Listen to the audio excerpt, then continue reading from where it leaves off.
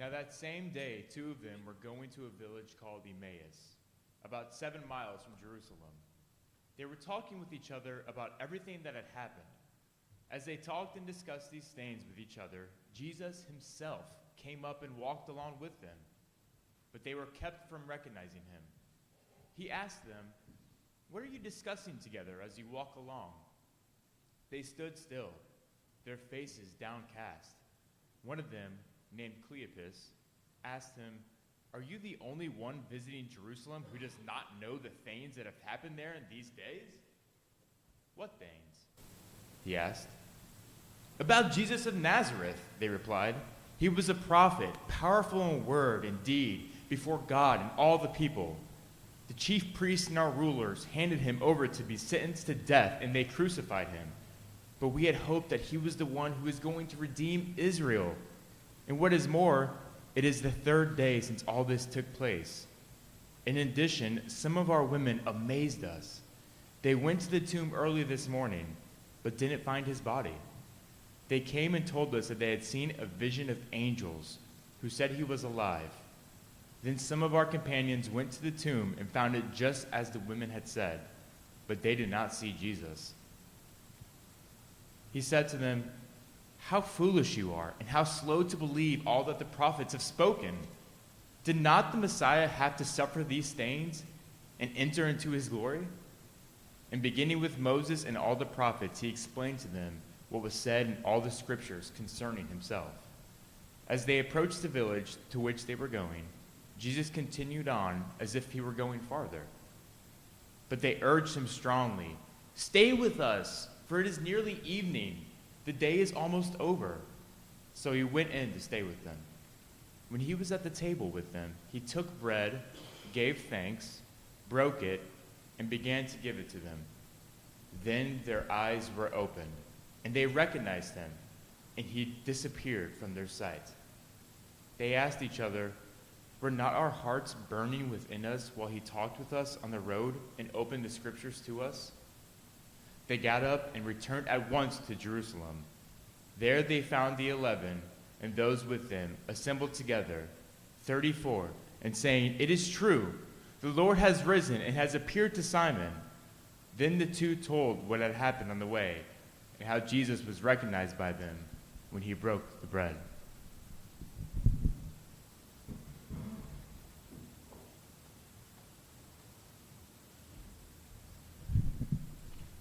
Good morning.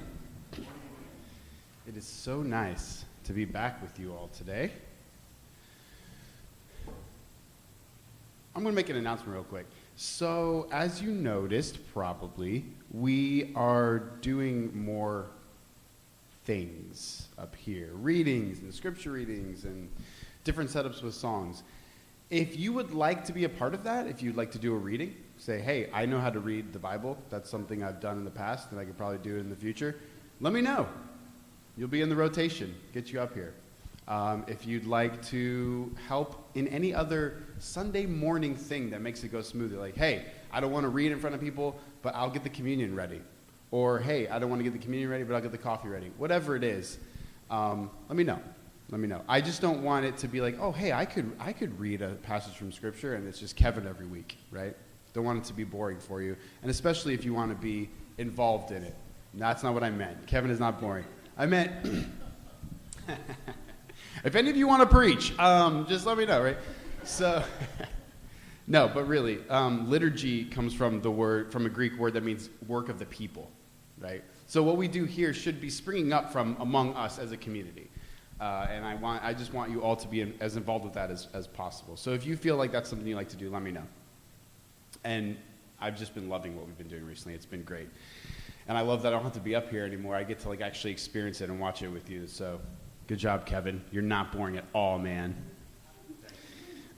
Have you ever had a conversation or anything, but it seems to happen a lot in conversations, at least for me, that just completely rocks your world and opens you up to something new?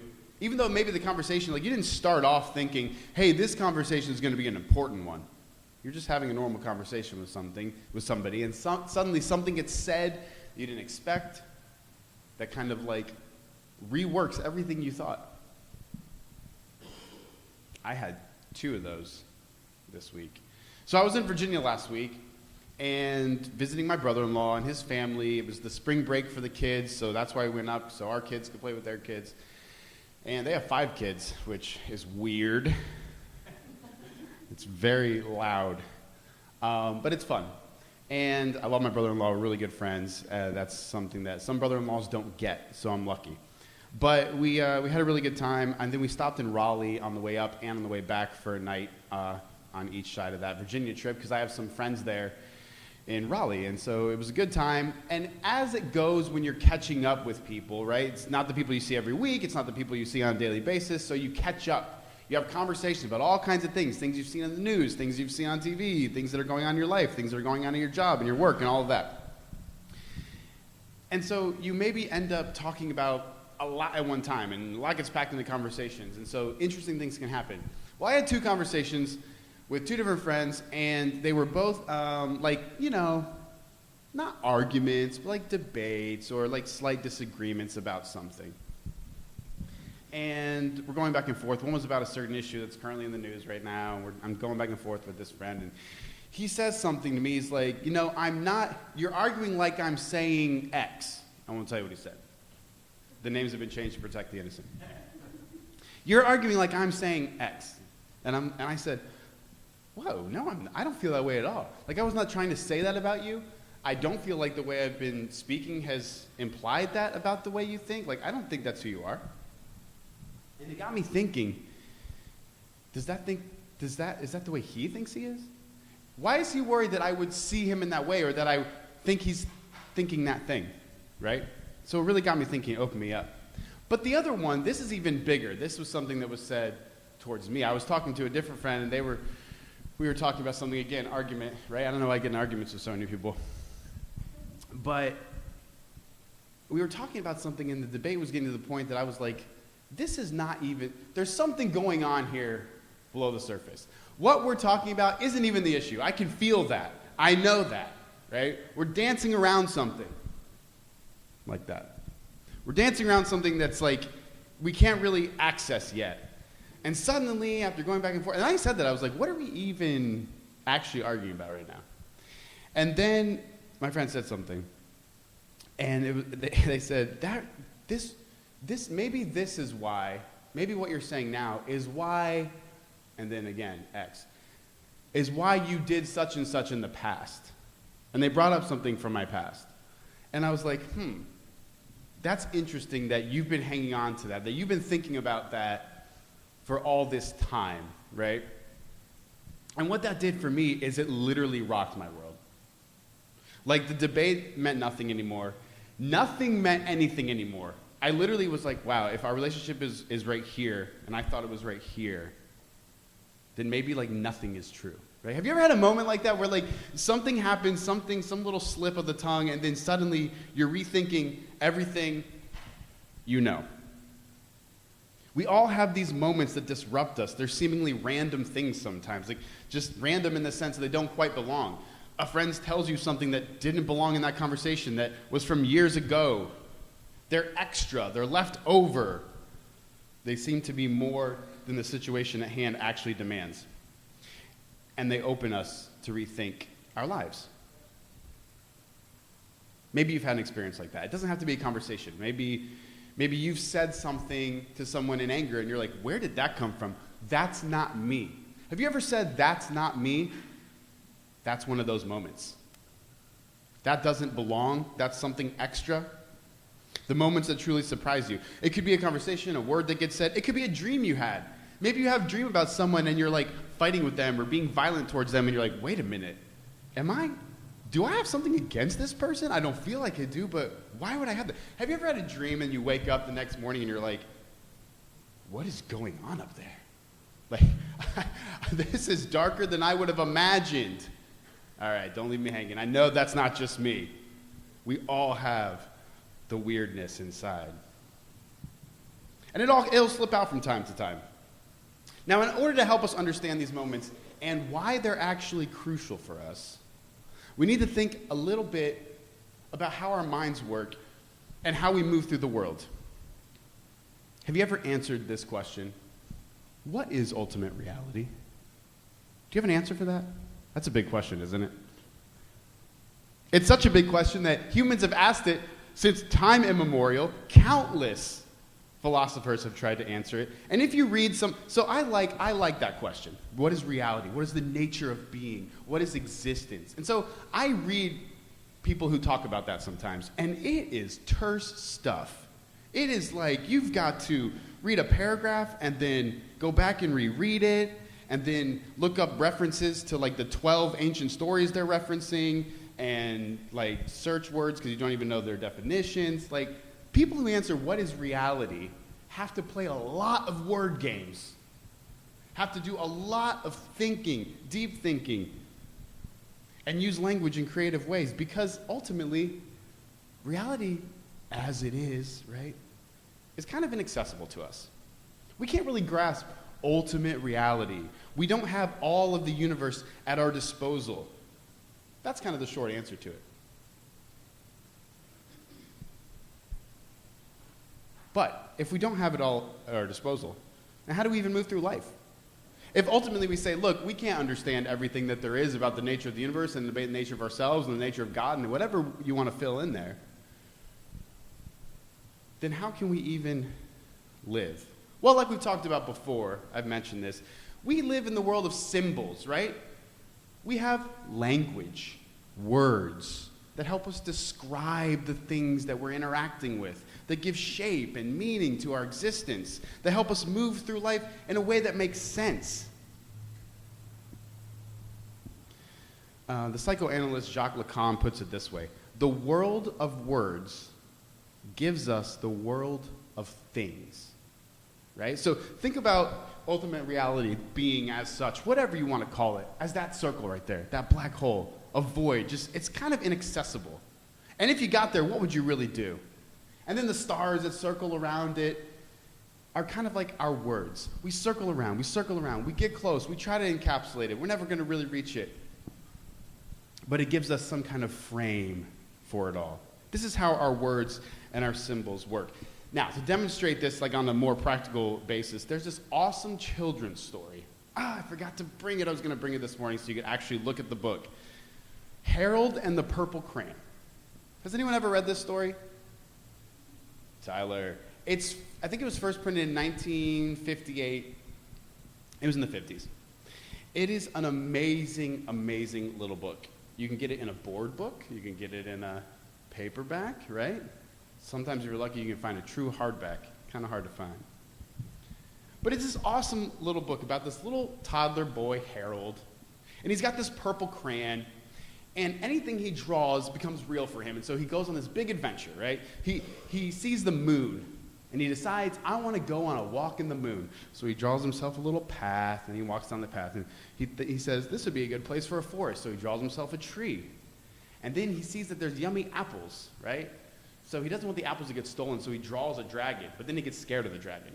So then he runs away, and as he's running, he's like kind of scribbling behind him, which, oops, that's water, so he falls into it. And then he draws himself a boat. He goes on this whole big adventure, but anything he draws with this crayon is his reality, becomes real for him.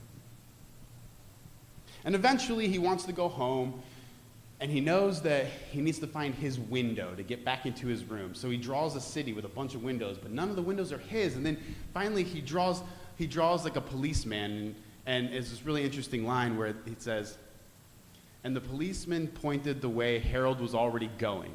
Right? Of course, because he's drawing it. He's telling his own story. He's writing his way through the world. And finally he remembers something. That the moon always is viewed from his window. And he remembered that he had seen the moon earlier. So he draws his window around the moon, and he's back in his room. And then in the most beautiful wordplay ever, it says he drew up his covers, right? Double meaning, and he goes to sleep. Now, if you read on Amazon, I basically just told you the whole story. You should definitely still read it. If you go on Amazon, you look at reviews of this book, you'll see people saying things like, it's an amazing tale of a child's creativity, or it's the power of imagination. But no one quite seems to really grasp how radical Harold and the Purple Crayon really is. Because it's not just this little boy who has a little time of imagination and then goes back to his real world or something like that. What's really interesting, if you read this book, it's very simple. All the pages are white, and the only thing on the pages are Harold and what he's drawn with his purple crayon. And that moon, that first thing he sees, that thing that guides him home all the way, is drawn in purple crayon. So the point of this story is not, oh, a child has a powerful imagination. It's that our symbols, our purple crayons, our words are the things that actually give shape and existence and meaning to our realities. It's a very powerful idea. Harold doesn't just have a time of imagination. His world is imagination. Our worlds are imagination, imaginative, imaginary.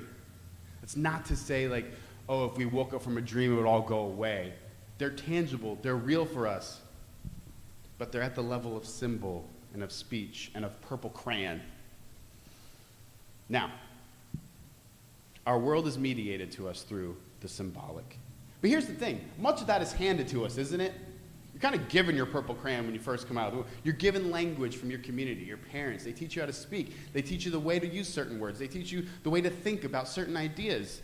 You're given political leanings. You're given religion. You're given all kinds of things from your birth. You're born into families. You're born into communities. We're born into societies that train us how to use our purple crayons.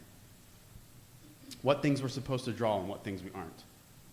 And that's all fine and good. That's perfectly fine. We all live with that. That's being human. But sometimes, unfortunately, things don't quite work. Maybe we draw too many dragons or something like that. Sometimes our symbols fail us and our worlds that we build become places of destruction or death or evil. Now, luckily for us, there's always something missing in those worlds. There's always that real that tries to break its way back in, disrupt, and remind us, remember, your symbols aren't quite capturing everything. If you remember the movie Matrix, it's the second time I've referred to the Matrix in 3 sermons. There's just so much in those movies. The main character, Neo, at one point sees a black cat run across a doorway, walks, turns around, and he sees the same thing happen again. And he says, "Deja vu." And the other characters say, "Deja vu? Where?" They're freaking out. He's like, "What's the big deal?" And they say, "Deja vu is when there's a glitch in the system of the Matrix." Right? So in other words, if you don't know the Matrix, it's the idea that humans have been captured by these machines as power and they're plugged in to a false reality, right? And this false reality is computerized, whatever. But it's very much like an imaginary type world like we're talking about. So what happens if there's a glitch, if there's something extra, if the real is trying to break in some way, then there's a little slip. There's a double, a repetition of some kind. This is so perceptive because this is exactly what happens to us in our lives. When our imaginary worlds that we've built through our symbols get short-circuited, you'll see a little error, a little slip, a little whoops. That's not me. Why would I have said that? Why are you bringing that up from so long ago when you said we're on good terms, right? Things like that. Little interruptions to our daily broadcast. So it's that have you ever been in a conversation with that person and someone tells you more than one time in the same conversation, "Look, I'm not racist, but," right? What is the need to keep reminding you they're not racist? Maybe they feel like they are. Maybe something about you is confronting them with something they're worried about in themselves, right? The real is trying to escape from the story they've built with their symbols. We've all been there. Now, these times can be very traumatic for us, right? Confronted with something you have to deal with a friend you didn't know was there. Confronted with the loss of meaning for yourself. Confronted with the idea that man, I thought I had it all figured out. I liked the way my symbolic register was carrying me through my world, and now it doesn't make sense anymore. I have to rework something. They're traumatic events. But they're gifts. And they're gifts of grace. And the reason for this is, like I said, the stories we tell ourselves sometimes are simply wrong, need to be interrupted, need to be short-circuited. And the truth isn't in what you're telling yourself is true. The truth is in what's interrupting you. Now, this topic fits really well for Easter because there's probably no more eventful thing, like capital E event, one of these break-ins of the real, than the resurrection. As we look at Luke chapter 24, we'll see an example of how the real interrupts the imaginary world of the disciples and just forces them to have to rethink everything and rebuild their entire story.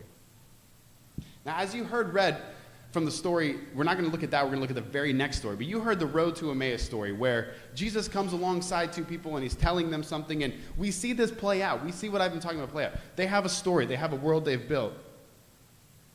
They've looked at the scriptures, the prophets, the priests, not the priests, I don't know why I said that. The prophets, the Psalms, the Torah, and they've come to these conclusions about Messiah, and so nothing about Jesus is making sense to them, and which is why they can't even recognize that he's with them right there. Like it makes no sense in their world. And finally, of course, he disrupts them, and they see it, and they run back, and they tell the other disciples. And this is what we're going to focus on today. It's a really awesome, it's kind of funny, some of the things that happen in this story, because as traumatic as these inbreakings of the real can be for us, they can also be hilarious, quirky, funny. So the story goes by saying they were startled and frightened and they thought they saw a ghost. But Jesus said to them, "Why are you troubled? Why do doubts rise in your minds? Look at my hands, look at my feet. It's I, myself. Touch me and see. A ghost does not have flesh and bones, as you see I have." And then it goes on and it says that they touched him, but they still don't believe it. And so then they say, well, he says, do you have anything to eat? And they say, yes, here's some broiled fish. And so he eats the broiled fish. And then he says, I'm telling you, it's me. This is what I've been trying to explain to you the whole time I've been around. We'll finish the story in a little bit. But let's begin with that first line. It's so great. They were startled and frightened, thinking they had seen a ghost. This is perfect language because anytime you're interrupted, anytime the story you've built, the imaginary world you have, is disrupted by the real, it's going to be extremely frightening and traumatic. Because the real haunts us. The word ghost is a perfectly acceptable word here. It's so appropriate. These are moments when everything you thought was true is thrown into question. So, wait, if Jesus is alive, then what about this, and this, right? It threw everything into doubt. Their minds start racing immediately. And at the same time, everything is shut down. System overload. When our stories that give us meaning are upended, dead people don't come back to life, then everything else is thrown into question. Maybe you've been there. It happens in relationships, like I said. Oh man, my spouse said this to me, and my relationship isn't where I thought it was. Maybe I'm also in the wrong career. Maybe I'm driving the wrong car. It happens in religion. Oh, my new baby was born. Such a precious, wonderful gift. What am I going to tell them about life? What am I going to teach them about God? What do I think about God? Do I believe in God? It happens in politics. Whoa, my party put that person forward as a candidate? Maybe I'm not X after all. The moments when we're suddenly faced with something that shouldn't happen, that doesn't happen, and it demands that we rebuild. And it's a tough thing, and it's a traumatic thing. There's a reason why, as you heard last week, which, by the way, it was super great for me to listen to the service last week. I did it basically as soon as Michael posted it. He shares it on a Google Doc with me, and I listen to the music. I'm like, yeah, Tyler and Emily. I listen to this Ryan sermon. I'm like, whoa, Carl Jung. Good stuff. But there's a reason why confronting the real, right, letting it speak, is referred to as facing the shadow for Jung. A descent. It's frightening. It's dark. It's confusing. You know, in another place, besides calling it facing the shadow and calling it a descent into chaos, Jung also says it's a dangerous journey. It's dangerous. to leave behind our worlds and our symbols for a moment and to look at what else is beneath them. But it must be done. Why? Why can't we just go about our business? Why can't we just keep walking down the road to Emmaus and not worry about who this stranger was that's walking next to us? Why do we have to see if he can eat the fish? Why do we have to touch and see if the body's real? Why do we have to listen to interruptions of the real? Our stories are just fine the way they are. If you look at the rest of the story, we see that the disciples had their world upended, but the thing that Jesus rebuilds for them is even bigger and more beautiful than they could have possibly imagined. At first, they fight against Jesus, right? And they fight against the inbreaking into their imaginary realm. They say, this isn't something new. This is not an interruption. We can make sense of it. He's a ghost. We can put this in a category we already have. We don't need to rethink anything. And Jesus says, no, you need to rethink something. Look, touch my hands. And they're like, that can still be done. We can put that in something that makes sense for us currently. We're hallucinating. Jesus says, I'll eat a piece of broiled fish. There's nothing more real than a piece of broiled fish. So he eats it. And now they're like, oh, we're stuck. We've been interrupted. Our stories make no sense anymore. What do we do next? How can we move forward? And Jesus says, look, I've been trying to tell you this. Everything that's been written about in the law of Moses, the prophets, the Psalms, it's coming to fruition now. You just misunderstood it. And he tells them, he opened their minds so they could understand the scriptures. That's what the text says. And he told them, the Messiah will suffer and rise from the dead on the third day, and repentance for the forgiveness of sins will be preached in his name to all nations, beginning at Jerusalem.